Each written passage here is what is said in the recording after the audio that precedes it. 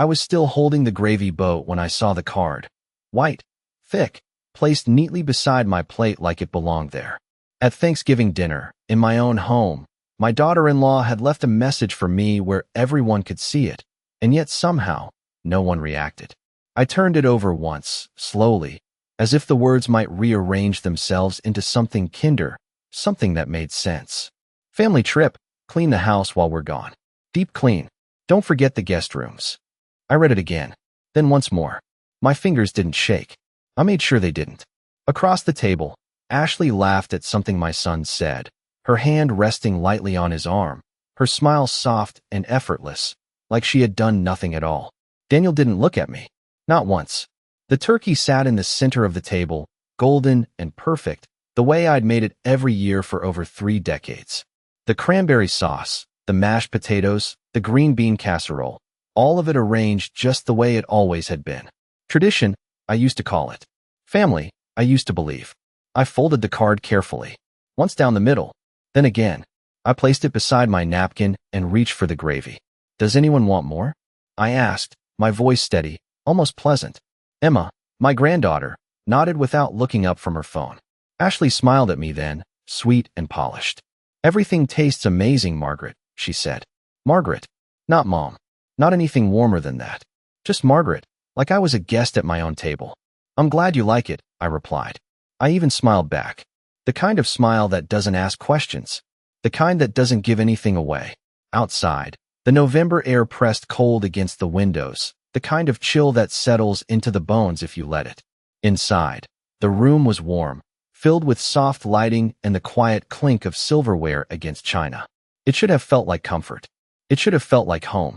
But something about the way Ashley reached for Daniel's glass before he asked, the way he leaned slightly toward her instead of toward me, the way conversations seemed to move around me instead of including me, it all felt rehearsed. Like I had missed a meeting where everything had already been decided. So, what are everyone's plans after the holiday? I asked, keeping my tone light, as if I hadn't already seen the answer written in careful black ink. Ashley dabbed her lips with her napkin. Oh, we're taking a little trip, she said casually. Just something we planned a while ago. A while ago? I nodded. That sounds nice. Daniel cleared his throat, finally glancing in my direction, but only for a second. Yeah, it's just something we've been meaning to do. I noticed then how quickly his eyes dropped back to his plate. How easily the conversation moved on without me. I took a bite of turkey. It tasted the same as always. Tender. Seasoned just right. Familiar. And yet, it might as well have been something I'd never made before. I reached for my water glass and caught my reflection in the window for just a moment. The woman looking back at me was composed. Calm. Silver hair neatly pinned, blouse pressed, posture straight. She didn't look surprised. She didn't look hurt. She looked aware. That was new. I set the glass down gently. How long will you be gone? I asked. Ashley shrugged lightly. Oh, about a week. Maybe a little longer. It depends. Depends on what? I wondered. But I didn't ask. Not yet. Emma finally looked up. Mom said we're going somewhere warm, she said, a hint of excitement in her voice. Warm. Of course. Somewhere with sunshine and open space and no responsibilities waiting at the door. I nodded again, as if I had been part of the planning all along. As if I hadn't learned about it from a folded piece of cardstock placed beside my dinner plate. The meal continued. Laughter rose and fell. Plates were passed. Glasses were refilled. And through it all, I said the right things. I asked the right questions. I played my part so well that anyone watching might have believed nothing was wrong. But I noticed everything. The glances, the pauses, the careful way certain topics were avoided. Piece by piece, something quiet and steady began to take shape in my mind. Not anger. Not yet. Something colder. Something clearer. When dinner ended, Ashley stood and stretched slightly. I'll let you handle the kitchen, Margaret, she said with a light laugh. You always do it better than anyone. Of course I did. I always had. I gathered the plates without a word, one by one, the same way I always had. But this time, as I carried them into the kitchen, I could still feel the weight of that card in my mind. Not heavy, not overwhelming, just precise, like a line had been drawn. And for the first time, I could see exactly where I was standing. I stood at the kitchen sink long after the last plate had been rinsed, my hands moving slowly under the warm water, not because the dishes needed it, but because I needed the time. The house behind me had grown quiet in that familiar way, the kind of quiet that used to feel peaceful, but now felt like something else entirely. I could hear faint laughter from the living room, Ashley's voice rising just slightly above the others, light and effortless, as if the evening had unfolded exactly as she intended. I dried my hands carefully, one finger at a time, then reached for the folded card I had slipped into my apron pocket. The edges were still crisp, unwrinkled, intentional. I opened it again, smoothing it flat against the counter, reading each word as if there might be something hidden between the lines. Deep clean. Not tidy. Not straighten up. Deep clean. The kind of phrase you use when you expect someone to scrub, to polish, to erase every trace of living. I let out a slow breath, barely more than a whisper, and set the card down beside the sink. For a moment, I simply stood there, looking at it. Then I turned off the kitchen light. The hallway was dim, lit only by the soft glow of a lamp in the living room. As I stepped closer, I noticed how the conversation shifted just slightly. Not abruptly, not enough for anyone to call it out, but enough. Daniel leaned back in his chair, his posture relaxed, his expression easy. Ashley sat beside him, her legs crossed neatly, her hand resting on his knee like it belonged there. Emma had curled up on the couch, her phone lighting up her face in brief flashes. No one looked at me right away. I paused in the doorway, just for a second, watching them, observing. Ashley was the first to notice. "Oh, Margaret, you did not have to do all that by yourself," she said, her tone warm, almost concerned. Almost. I nodded once. "It is fine. I am used to it." The words came out smoother than I expected. She smiled again, that same polished smile. "Well, you are amazing. I do not know how you keep everything running so perfectly." Everything. I let that word settle in my mind. Everything meant the house, the meals, the holidays, the quiet work no one noticed until it stopped. Daniel glanced at me briefly. "Thanks, Mom," he said, but the word felt different this time, like it had been pulled from him rather than offered. I gave a small nod and moved past them, heading toward the stairs. Each step felt steady, measured. At the top of the stairs, I paused again, my hand resting lightly on the banister. I could still hear them below, their voices blending together, comfortable, uninterrupted. I walked into my bedroom and closed the door behind me with a soft click. The room was just as I had left it that morning. The bed neatly made, the curtains drawn halfway open, the faint scent of lavender lingering in the air. I sat down at the edge of the bed and let my hands rest in my lap. For a long moment, I did nothing. No tears, no anger, just stillness. Then, slowly, I began to think.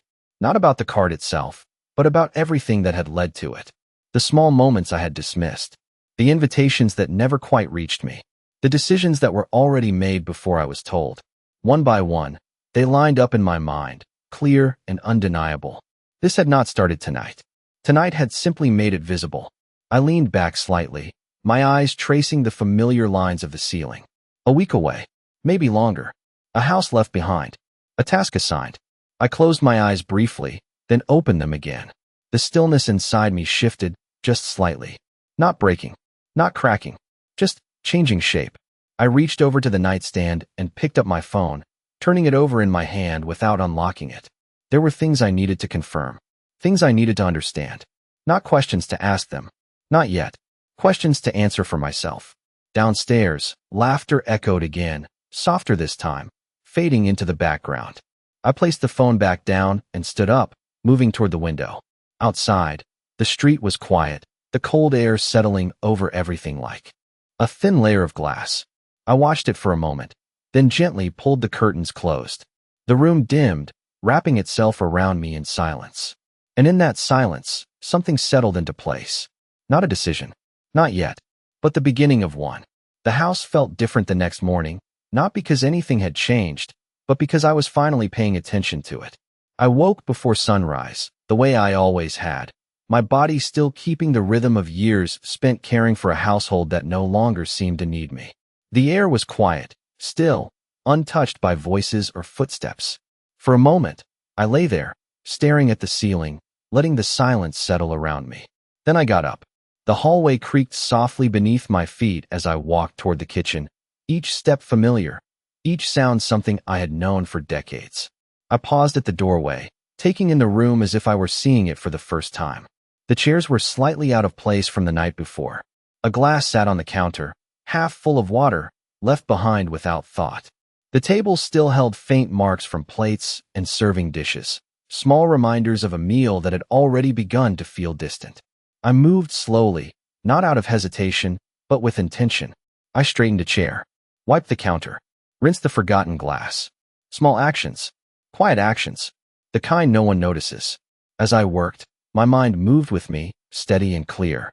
I thought about the word she had used. Everything. It echoed now in a way it had not before. Everything meant responsibility without acknowledgement. Everything meant being present without being included. I dried my hands and walked over to the cabinet where I kept important documents, the ones I had organized years ago and rarely needed to revisit. My fingers rested on the handle for a moment before I opened it. Inside, everything was exactly where I had left it. Neat, ordered, certain. I pulled out a folder and carried it to the table, sitting down slowly as I placed it in front of me. The morning light had begun to filter through the window, casting a soft glow across the surface. I opened the folder and flipped through the pages, not rushing, not searching blindly, but looking with purpose. Names, dates, signatures, details I had once trusted without question, details I had not needed to question. Until now. Upstairs, I could hear faint movement. A door opening. Footsteps crossing the floor. The house was waking up. I closed the folder gently, resting my hand on top of it for a moment longer before standing. By the time Ashley entered the kitchen, I was pouring coffee into 2 mugs, the scent filling the air in a way that felt almost normal.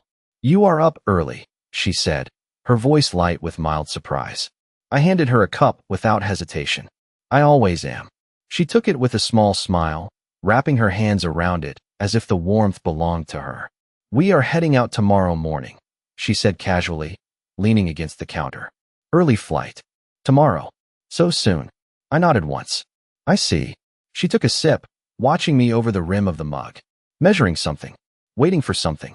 But I gave her nothing. Just calm, just quiet, just the same woman she thought she understood.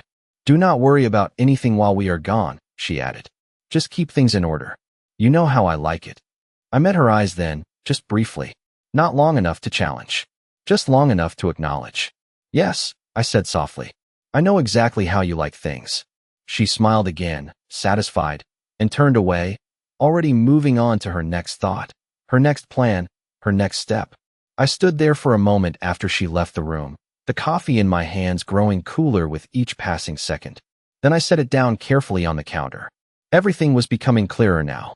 Not louder, not more chaotic, just clearer. And clarity, I had learned, was far more useful than anger ever could be. By mid-morning, the house had settled into its usual rhythm, but I could feel the difference in the air, like something just beneath the surface had shifted and was waiting to be acknowledged. I moved through each room slowly, not cleaning, not yet, but observing. The living room still held the faint scent of last night's candles, something warm and artificial, like a memory trying too hard to stay pleasant. A throw blanket was draped carelessly over the arm of the couch, something Ashley would normally fix within seconds if she were expecting guests. But she was not expecting guests. She was expecting me to stay behind. I adjusted the blanket, smoothing it out with deliberate care, then stepped back and looked at the room again. Everything appeared as it should, and yet it felt staged, like a space designed to look complete while quietly pushing someone out of it. I turned toward the hallway and walked past the framed photographs lining the wall. Birthdays, holidays, smiling faces caught in moments that once felt genuine. I paused at one of them, a picture from years ago, before Ashley had entered our lives. Daniel stood beside me, his arm around my shoulders, his smile open, unguarded. I studied his face for a moment, tracing the memory of who he had been, then moved on. The next photograph showed a more recent Thanksgiving. Ashley stood at the center, her posture perfect, her smile practiced. I was there too, slightly to the side, my expression softer, quieter. Present, but not central. I kept walking. In the guest room, the bed was neatly made, the pillows arranged just so. I stepped inside and ran my hand lightly across the surface, feeling the crispness of the sheets. This was one of the rooms she had mentioned. Deep clean. I could almost hear her voice again, calm and certain. as if assigning the task had been an act of kindness. I straightened the edge of the comforter, then stepped back. It did not need cleaning. It needed purpose. And purpose, I was beginning to understand, had already been decided for me. I moved into the hallway closet and opened it slowly. Cleaning supplies lined the shelves in neat rows, organized the way I had always kept them. Bottles, cloths, brushes, tools. I reached for one of the cloths, holding it for a moment before setting it back exactly where it had been. Not yet. There was something else I needed to see first. I walked back toward the kitchen, my steps steady, my thoughts clearer than they had been in a long time. The folder was still on the table where I had left it, untouched, waiting. I sat down again and opened it, this time turning the pages more carefully, paying attention to the details I had once skimmed over.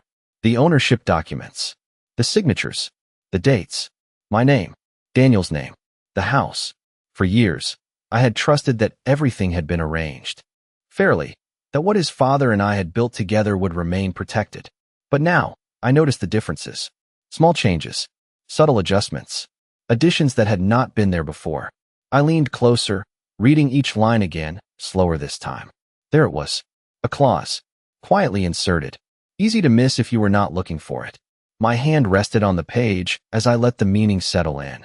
Not removal, not yet, but positioning, preparing, as if someone had been planning for a moment like this long before I ever realized it existed.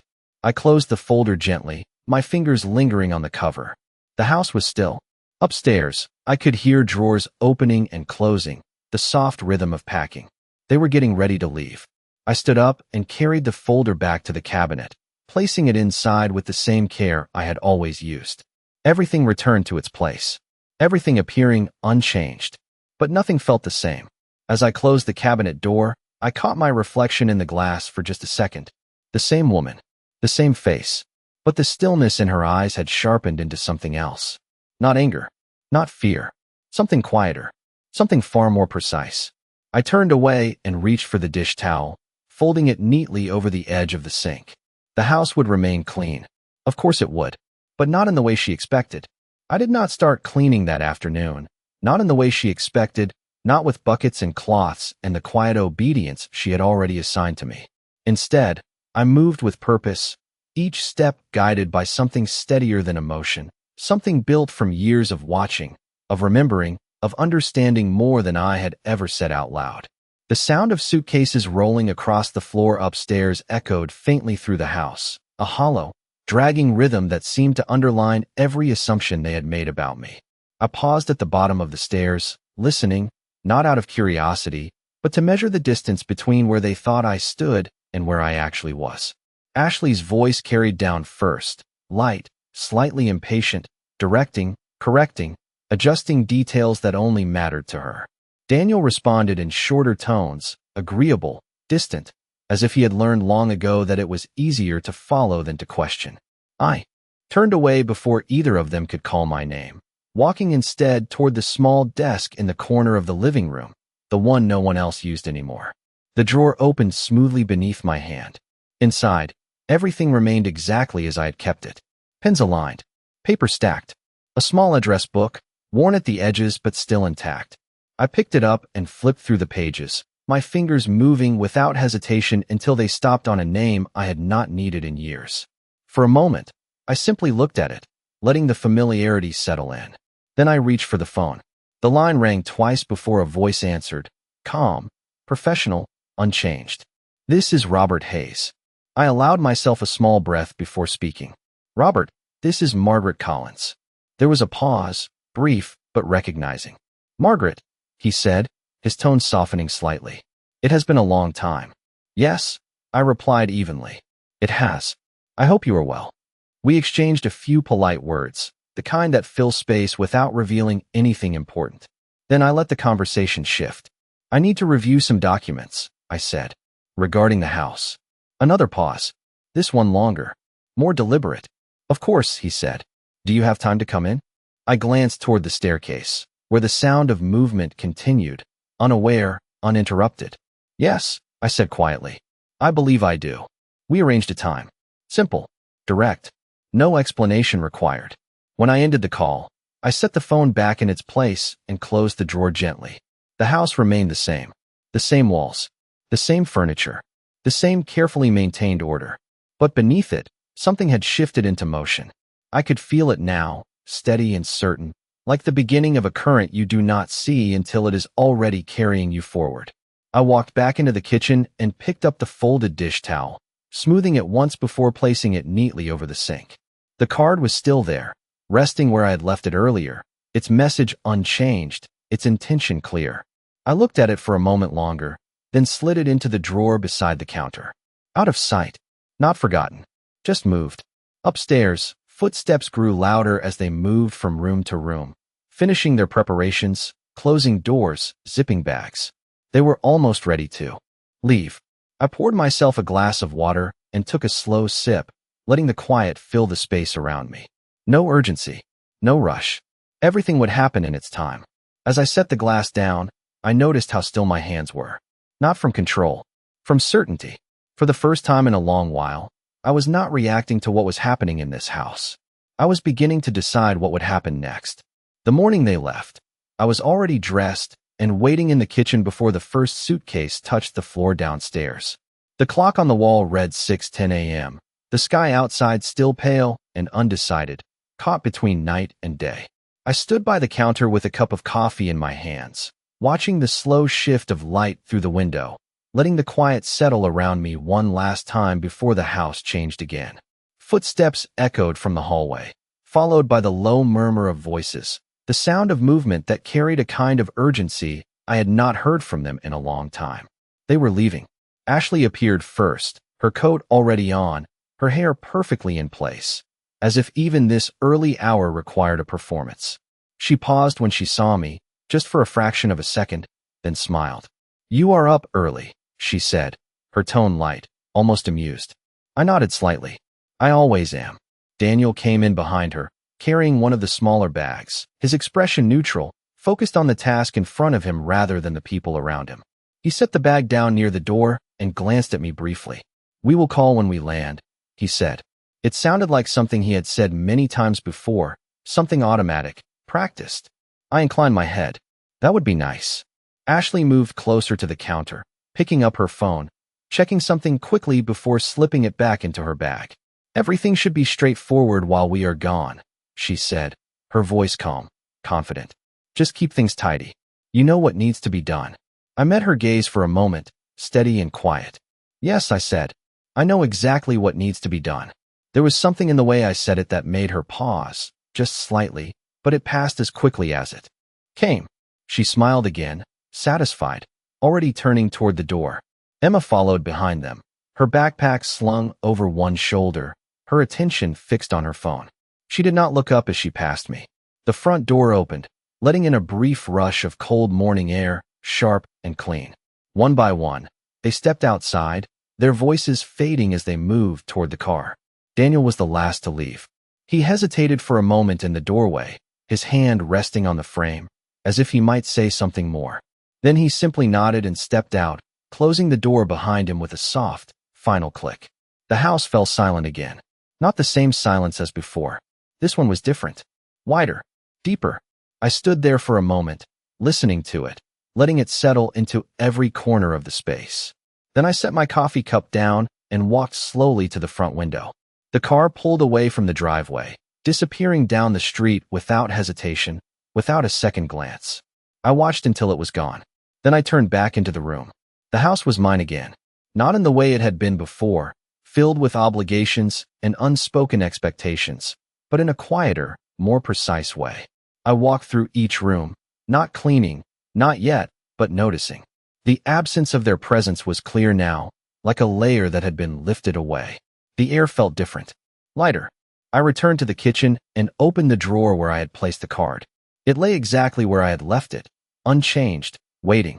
I picked it up and looked at it one more time, reading the words without emotion, without hesitation.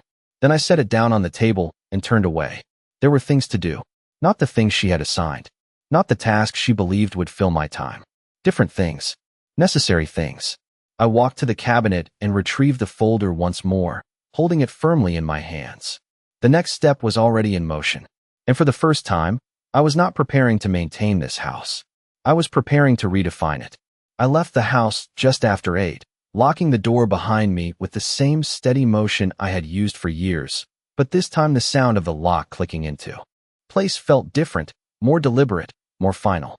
The morning air was crisp, the kind that carries a quiet clarity with it, and as I walked down the driveway, I did not look back. There was no need.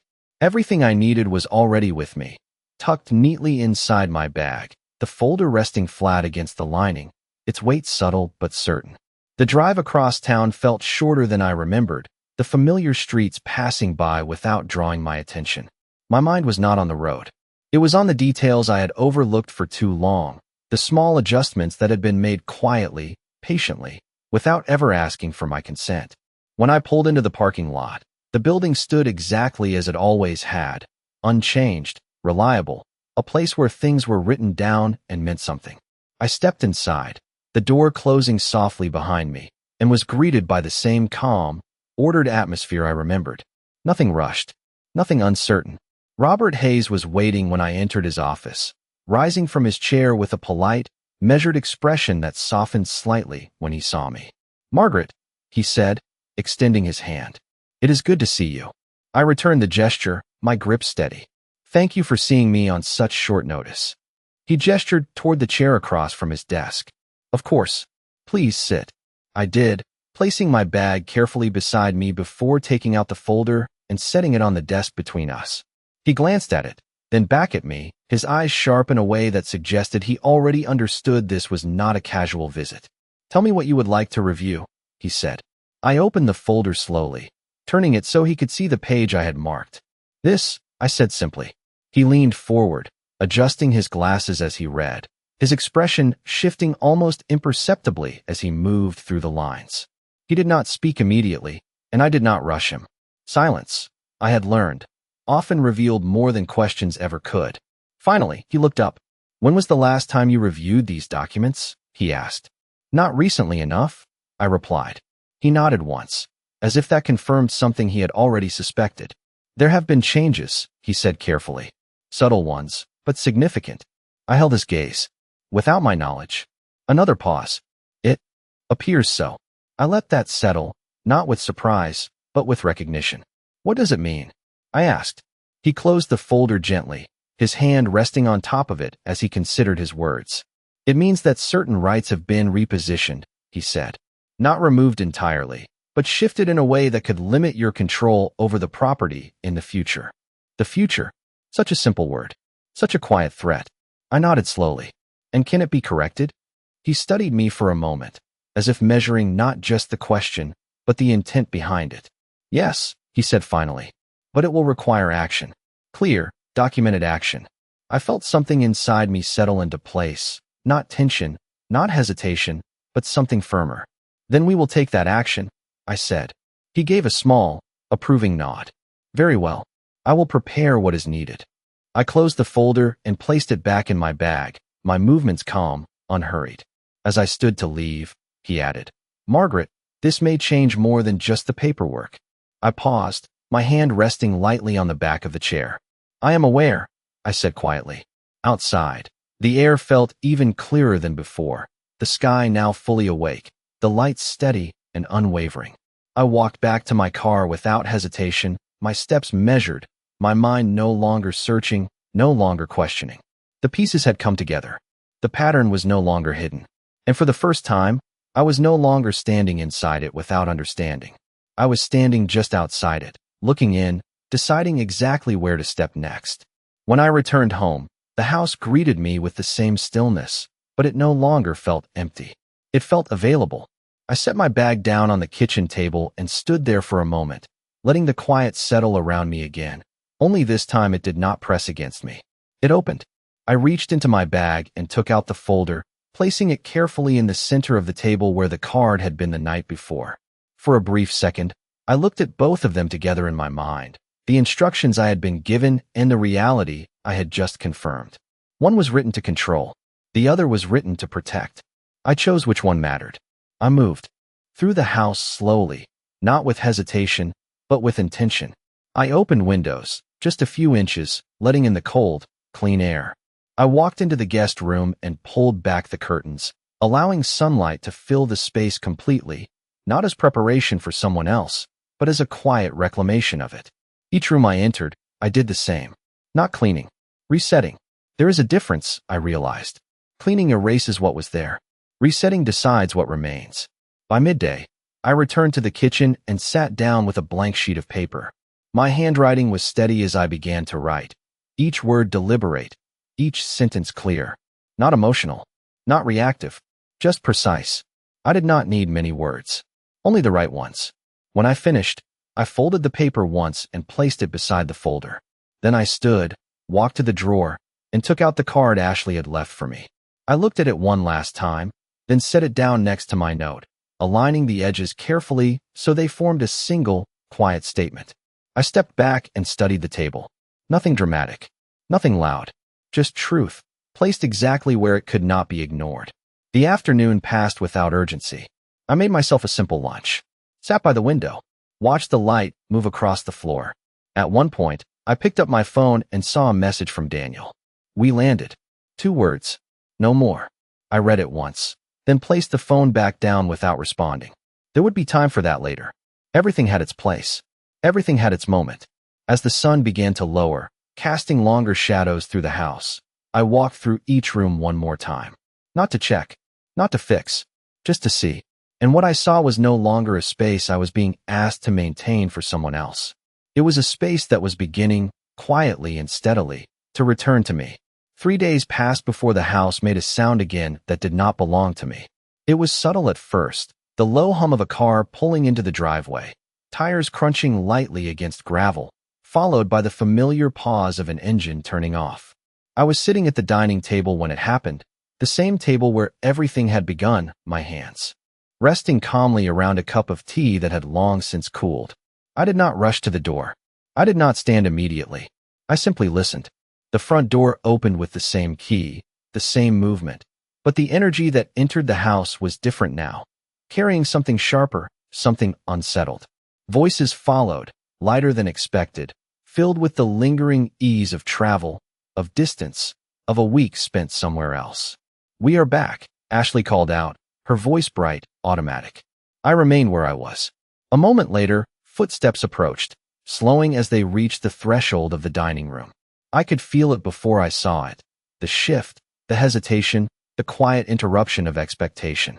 Ashley stopped first, Daniel just behind her. Neither of them spoke. I looked up then, meeting their eyes with the same calm I had carried all week. Ashley's gaze moved quickly to the table, to the paper I had left there, to the folder beside it, to the card she had written now, placed carefully next to my own note. Her expression did not break immediately. It tightened, almost imperceptibly, as her mind worked to understand what she was seeing. Daniel stepped forward slowly, his attention fixed on the documents, his hand reaching out before stopping just short, as if he already sensed that something had changed beyond his control. "What is this?" he asked, his voice quieter than usual. I did not answer right away. I let the question settle in the space between us, giving it the weight it deserved. Then I spoke, my tone even, measured. "It is clarity." Ashley picked up the note, her eyes moving across the lines quickly, then again, slower this time. The confidence she carried so easily before was no longer steady. "You met with a lawyer?" she asked, the question shaped more by realization than surprise. I inclined my head slightly. "Yes." Daniel finally picked up the folder, opening it with careful hands, scanning the pages with a growing stillness that mirrored my own from days before. "This was not supposed to," he began, then stopped, unable to finish the thought. I watched him quietly. "No," I said softly. "It was not supposed to be seen." Silence followed, deeper than any we had shared before. Ashley set the paper down, her movements no longer smooth, no longer practiced. "You should have spoken to us first," she said, but the words lacked the authority they once carried. I met her gaze without hesitation. "You already did," I replied. "You left me instructions." Her eyes flickered briefly toward the card, still resting beside my note, its message now small, almost insignificant against what had replaced it. Daniel closed the folder slowly, his shoulders lowering slightly as the understanding settled in. "What happens now?" he asked. I held his gaze, steady and calm. "Now," I said, Things are exactly where they should have been all along. I stood then, not abruptly, not with force, but with quiet certainty, and walked past them toward the kitchen, leaving the table exactly as it was. Behind me, I could feel their stillness, their uncertainty, their sudden awareness of a space that no longer moved around them, but stood firm without them. And for the first time in a very long while, I did not need to explain anything at all.